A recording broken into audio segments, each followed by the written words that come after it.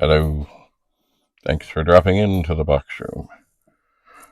Alright, so one thing I'm going to do right now, because I have not tested these other microphones, the spares that I got, is I'm going to take them. I think I'm going to take them out of their little box. Why is this giving me grief? This is not that tough.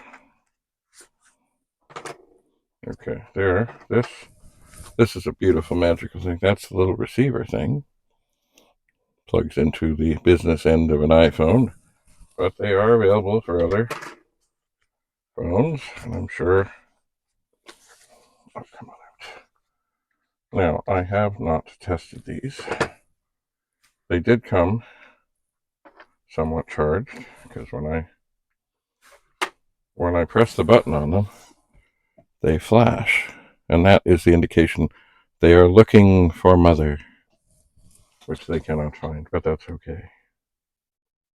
So, I don't believe I've ever charged them. So they came with the charge. I don't know how long the charge lasts. But what I'm going to do right now, because I can, is I'm going to hit this my charger that I use when I go on TV and movie things. But you know, the funny thing is, the last time I went on one of those, which was not that long ago, of course I can't speak of it or what it was. I cannot, so I will not. That's part of the thing. This thing here didn't seem to be working very well. Maybe it was the coldness of the car. I don't know. Anyway, what I'm finding here, of course, is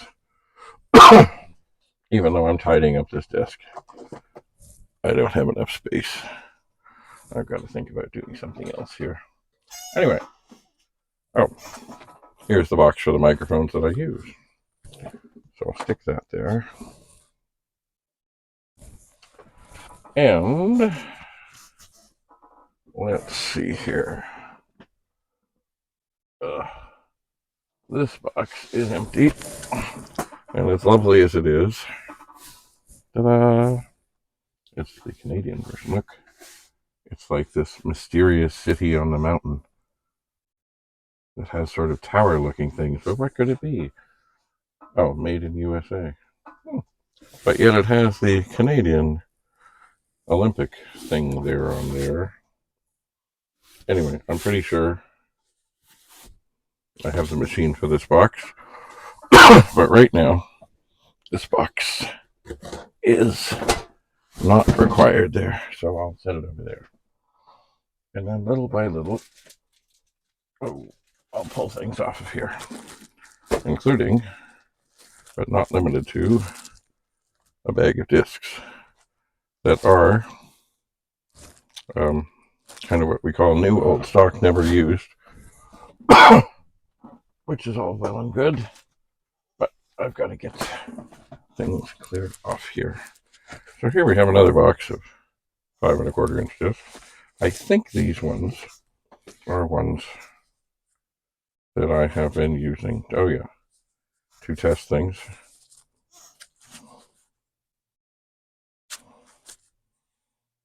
I think they're not, they don't always have the right envelope, but anyway, here is the Free Spirit 1541, 1571 alignment, drive alignment. Super 81 utilities.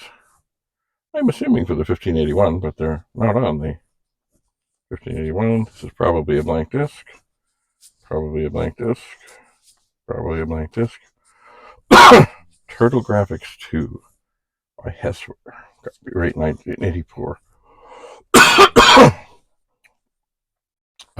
Here's the birthday thing. This is a thing I should look at more. It was one that I realized afterwards, after I had made changes and documented and stuff. I was like, why didn't I document that? Why?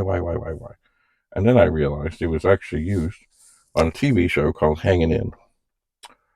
And that is why there was no documentation, because we didn't want stuff like that coming up on the screen. We just wanted it to do its thing with the candles and look good on the TV. And it did. I would say that was from pretty near 40 years ago. I have not Googled or anything to see if there's episodes online or anything. But it was the story of a youth center. And a couple of times I was summoned down there to do computer things. And it was, in one of them, I got to be a College Street hacker. And yes, I had a line. This all came about because of the movie Hide and Seek that was filmed at my high school that I got involved with. Anyway, I will keep that handy. Here's the 1571, 1541 drive alignment. Oh, here is a cleaning disc, which I've always been warned are dangerous. There's an empty envelope. There's a blank disc. Ah, the 1571 test demo disc. A head vibration device. For shipping. Jeopardy. I guess I could put that into this fine envelope, even though I'm sure it's not the right one. Doesn't matter. Indoor sports. Side 1. Side 2. Bop and Rumble, California Games intro. Oh yes, computer diagnostics. I don't. By Real Software, 1986. Computer diagnostics. Graphics library for. It's probably it's probably print shop. Better Word Pro with Turbo Load and Save. Very likely something by Steve Hunter. Anyway, this is indeed a box of discs that has some interest to me, so I do want to keep it somewhat handy for tinkering and puttering on things. It's supposed to hold 10, this box, but of course I have more than that in there. Just be careful not to squeeze them too hard. I think I'll put that up there on the 64. So I know where it is. And then, oh my, it's another bag of discs. I think I might have looked at these. Disc new. Oh yeah, print shop. Print shop. Print shop. All. Oh, what's this say? Paint shop. Graphics library. Party edition. Interesting. They need to be explored. They do. But they don't need to be on the desk right now. So they can sit here with the blank discs. Now I find a disc here. Typing Tutor, Word Invaders. What is this? Jukebox. Interesting. Alright, they can also sit there. They will not get hurt there. Now here, oh yes, here's the shielding that of all the shielding, I think is the best of the shielding that came on the Commodore 64, because it had the little fingers that go down and rest on the chips. Now some of the white stuff is kind of worn off. And which machine is this supposed to be on? Well, I'm not sure. It could be the one that I keep as a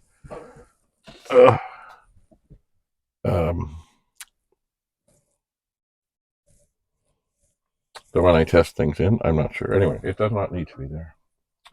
It does not. And here we have a disc. Impossible mission. I'm not. Well, is it actually the right disc? Yes, it is.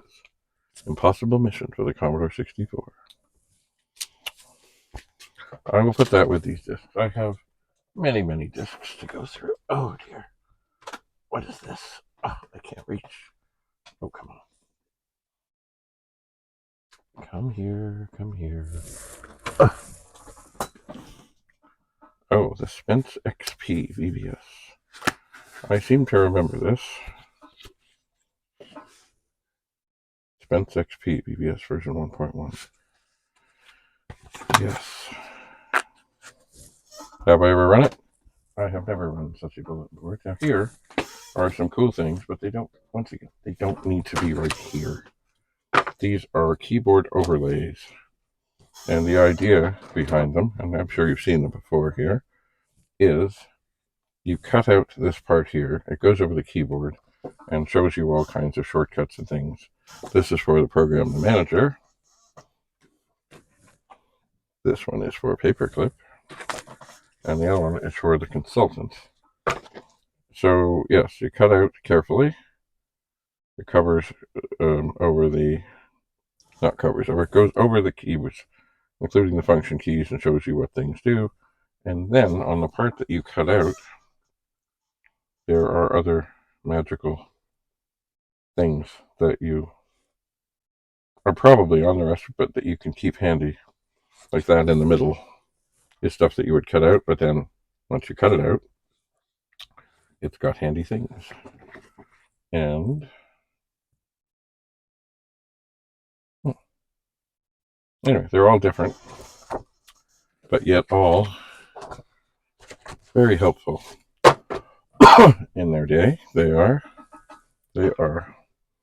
I have never cut them.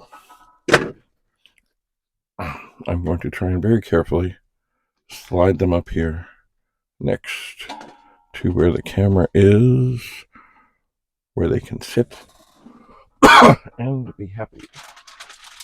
Aha, now here, this is, I still haven't emptied the car from the world of Commodore, or not completely, but this is a memory card for an Amiga. It is half populated, so I would think it has 4 megabytes of RAM. And if I'm not mistaken, oh yeah, within here, there are instructions of how to configure. And who knows, we'll have to test that. And there is an Amiga right here, but it does not need to be there. So I'm going to put this back in this static bag. And I really don't want to trust it on the strange pile of stuff. So I'll put it over here, on top of the Commodore 64 box, on top of the shielding, and there it can sit. And then, of course, what do we have? Oh, look. It's Richard Nixon. The stories I kept to myself. Oh. And here is a mini glue gun.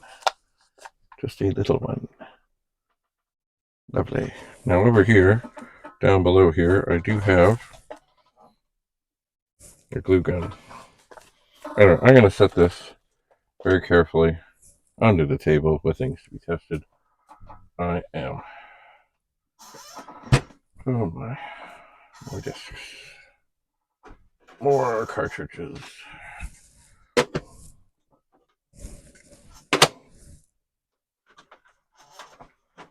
Let's see. What do we have?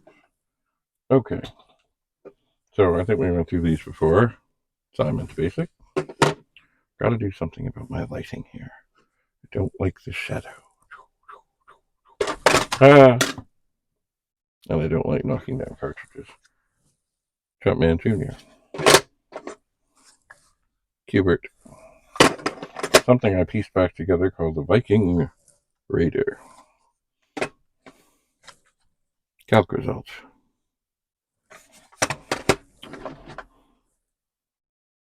Frogger. Clowns. Now this one, from what I've heard, I think this is one of the ones. It's a Commodore cartridge, and I think it also is one of the things that if your machine seems okay, but you're not sure and such, I think one of these cartridges, Clowns, and there's some others, that if you put them in and try and fire them up, it's mostly what it will tell you is if there are RAM issues in it. If the screen comes up kind of funny, like if the game works but kind of a little off, that it will help you diagnose RAM troubles. I believe this is one of the ones that does that. And here we have Radar Rat Race. Stop computer off, yes. And then Omega Race for the 64, which is something I always really wanted to get, but really after getting it, I found The Vic-20 version is better. And Epic's Pit Stop. And a great game by Atari, Centipede. And I dropped a cartridge, which I don't like doing. And of course, there's a story behind it. This is Lemans. Lemans, remember I was talking about the birthday program I did for that TV show? Well, Lemans was another thing we used on that. And I was able to get a pre-release copy. I went and visited Commodore Canada, I think the only time I was ever there. I should have applied for a job there. Mind you, it wouldn't have lasted because Commodore didn't last. But anyway, I met up with, I believe it was David Berezowski. And I said, I'm doing this TV thing and they're going to need a driving something. Anyway, so he gave me Lemans, pre-release, and a set of paddles. And we used them on the show. And the cool thing about paddles is, of course, there's two of them. The lady who was supposed to be doing the driving was a wonderful actress who was quite vintage. So she could hold a paddle in her hand, and they could film her doing this while they could see what's on the screen, and I could be off camera with the other paddle, peeking around, doing the driving. Very magical. So I need to figure out what to do with cartridges. Once again, they're cool, they're helpful at times, but I don't really need them right here, right now. I don't. I think, boy, this one is sure. I think this one here, if you look at, it's very clean on the bottom and kind of dirty on the top. I think it sat in the machine for a very long time. And it got dirtied. Anyway, certainly I don't need this one. I don't need this one. I don't need this one. Hebert and Frogger, maybe. Clowns, I think I need paddles. Radar Rat Race, not really. Centipede, yeah. Omega Race, not really, but I guess I'll keep it more handy. Lemans, yeah. So you know what? It's funny. By the end of going through and deciding what I don't need, I mostly end up with as many cartridges sitting here as I had before, but not quite. So, and I've noticed, by the way, this little charger dude here seems to think that these microphones are fully charged. So perhaps on the next video, I'll give them a try, see how it goes. So I'm going to get up for a second. Oh, yeah. And there are some bins that I have here. One of them is marked diagnostics, and it has some stuff in there that might be handy for something. Actually, you know what I might do? Sorry, almost tripped on the chair. What I might do is just take all these cartridges and put them in that little bin. And then perhaps, there we go, at least I know where they are. I'll leave Frogger kind of sticking up at the front. Anyway, there. I know where they are. I do. Oh. Okay. So, more stuff. Well, I probably have looked at 1581 toolkit. Handy. Gotta work on these shadows. 1581 toolkit. Paperback writer. Leaderboard golf. Now, see, the thing of these is I'm not sure. Hard drive utilities. 1581 toolkit. I'm not sure necessarily if these are all for the 1581 or if some of them are for the Amiga. This box here, if I remember rightly, and I probably don't, I think it is Amiga stuff. Circus Games, Load, DF1. Crazy Cars, Zany Golf. Kind Words. A word processor. Yeah, I think these are Amiga things. I think. And also the date, 1988, looks towards Amiga things. FA18 Interceptor. Electronic Arts, January 19th, 1989. Create an adventure. Anyway, I believe these are Amiga things. And as I may soon be pulling out this Amiga to give it a test, perhaps I'll leave these as well right here. And these discs also kind of right here because, well, they're off the table, but they're close at hand. Oh my, it's another disc box. Deluxe music. Okay, these have got to be, oh yeah, these are Amiga things, for example. Amiga fonts. There. Amiga fonts. Which would be a Commodore disc, to be sure. Oh, a 2058 RAM test disc. That could be handy. And another one. Amiga Vision boot disc. Amiga Workbench. Amiga fonts. Anyway. More discs. I need to get them out of the way, but get organized, of course. Okay, now here is a vintage disc box. Flip and file. Suppose they hold 10. Oh my. There's more things in here. Oh, look. It's a label for GEOS, my favorite program. Oh, okay. And in here, this is the paper cover of a Super Snapshot, which I think is something that was used to perhaps help you copy things that maybe you weren't supposed to copy. A disc. A Commodore disc. GEOS. New Perception System to Super Snapshot. Okay. I'm not going to split this stuff up because if I do, I'll never get it back together. So once again, another interesting box. But there's still room to put it down there, out of the way. Now another thing I have here, and I guess I need to move these, is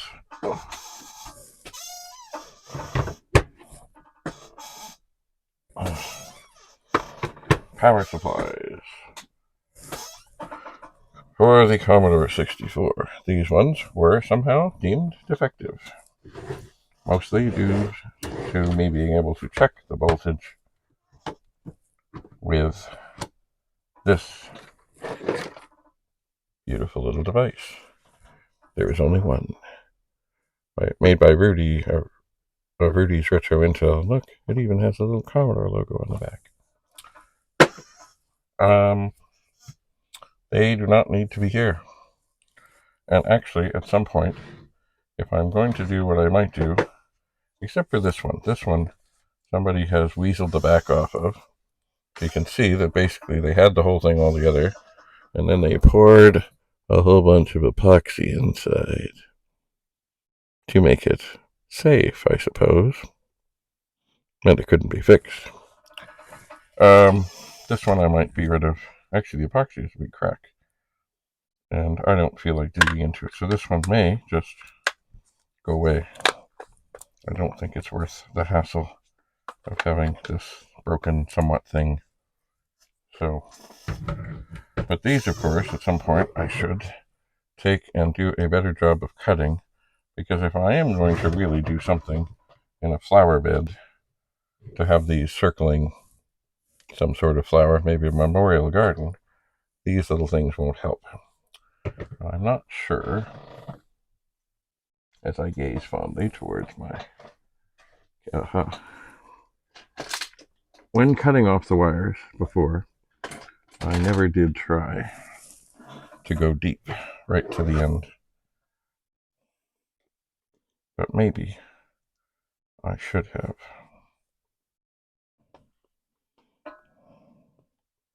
But they may. Oh, I know why. There's a big square here, and this is difficult. Maybe if I just stick to the round area. Holy crap. I might have better luck. Alright, I'm going to get it deep as I can into the crotch of the cutters. Oh, holy mama. Okay, that's better.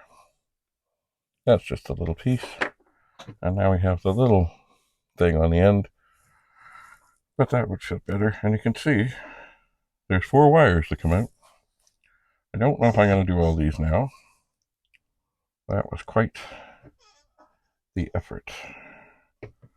But I will perhaps try another right down deep. And maybe, oh man. Oh, pop goes the weasel. Oh, now it didn't quite come off as neat as the other. Not quite as snug down there. We'll try perhaps another. Try and get right down in the bottom of the jaws and also as tight as I can to the square thing. Oh.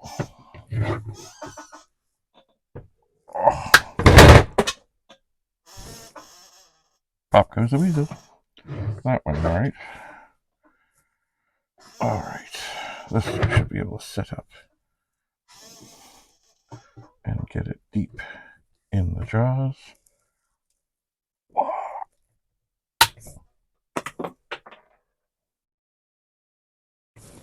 It's going well. Yes, sirree. Going real well. Somewhat, sort of, kind of. Anyway, I guess as I'm on a roll, I might as well keep rolling.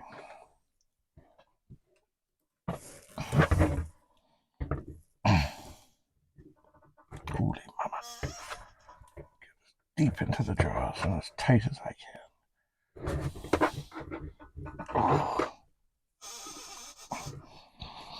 This one does not want to go.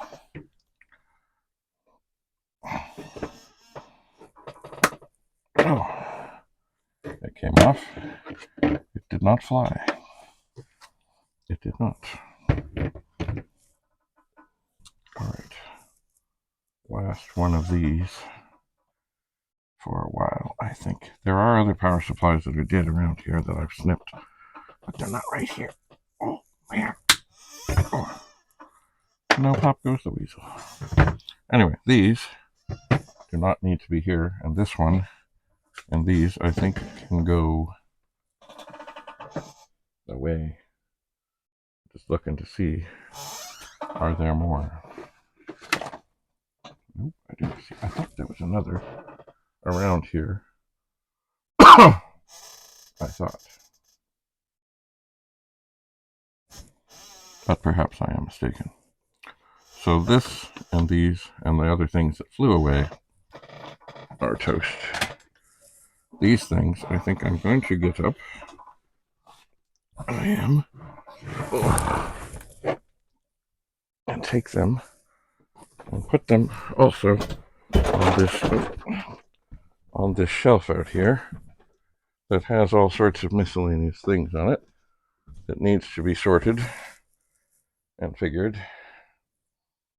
It does.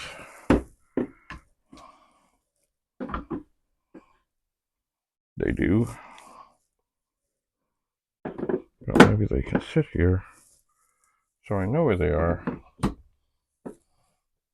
But they don't need to be in the way. And the other power supply and those wires I can take and be rid of. I can, yes, throw something away. Alright, so I think it might be time to stop recording for a moment, maybe more than a moment, and then check out these other microphones and get ready for when I go downstairs to take this stuff to make it go away. Go away. Anyway, but next time we meet, I used to have a teacher that used to say that next time we meet, he was not a nice fellow. There are many stories about, I'm sure everybody has school stories that are not pleasant. They are not. Anyway, he was not pleasant.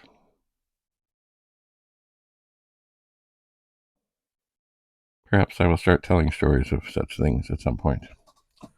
Anyway, so I think next time, this here Amiga behind me, there it is, needs to move over here for a little checkout. Maybe I'll check out that other memory card and see what's what, perhaps. Anyway, but it doesn't need to be there. And a bunch of this stuff doesn't. Well, there's stuff down below me here. In front of me, there's a whole bunch of stuff. Beside me, now, there's a bunch of stuff. I really should have this whole area open that I can swing back and forth and work on things. And that's what I've been trying to do for a very long time, as you may be aware. So, thanks for coming. Thanks for being here. We'll see you again soon in the box room. David Bradley, signing off.